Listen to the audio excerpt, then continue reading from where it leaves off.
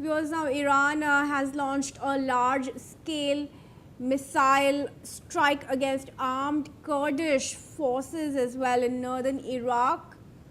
And those are the visuals as well on that. These visuals are showing how the sky above Iraq was lit up by Iranian drone attacks. Let's also take a look once again.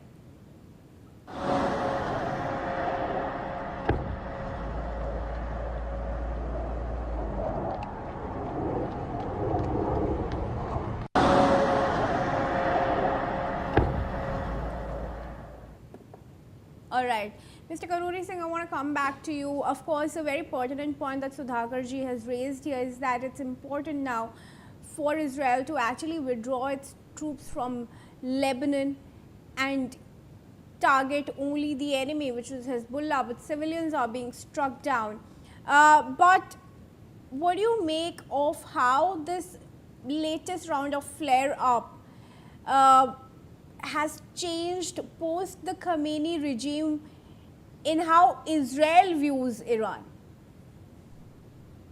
You see, Kriti, General Sudhakar has also explained the global impact of this crisis and this war.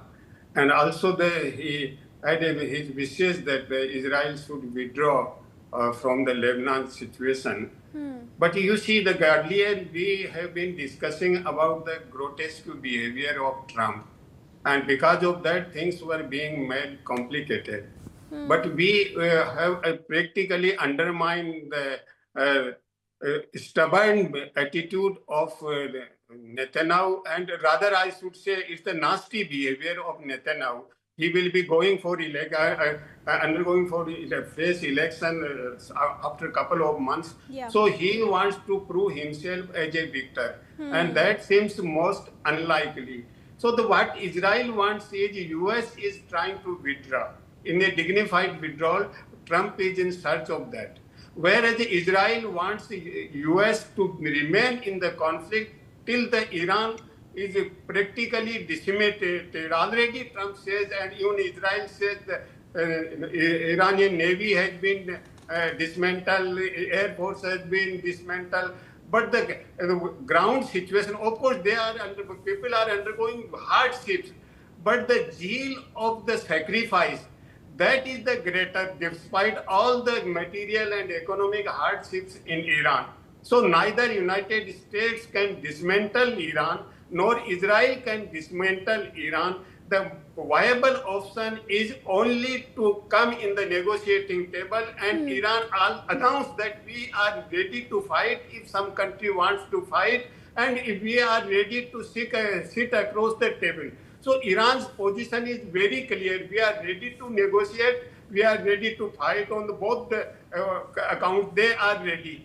But the problem is if situation is escalated and Bab al-Mandab is also blockaded, then what will be the global situation? It's I should say it's the worst than the World War situation during the Second World War. Most of the parts of the world were not affected. They were isolated. But this point of time, each and every country is affected by this West Asian crisis. It's not the regional crisis. Practically, it's the global crisis. And General Sudhakar has referred the recession situation in different countries. Even political crisis is taking place in far away countries because of this crisis. Right. So how to bring both the parties on the negotiating table? And I think now Trump is playing somewhat a positive role, and he requested both the parties to stop shooting. He used the word stop shooting.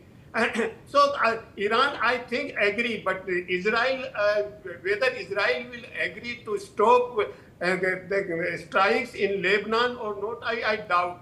Right. And maybe Israel may get involved in the Yemen as well. Now the Houthis have also become so active. Of course, Houthis are not so powerful as Hezbollah is.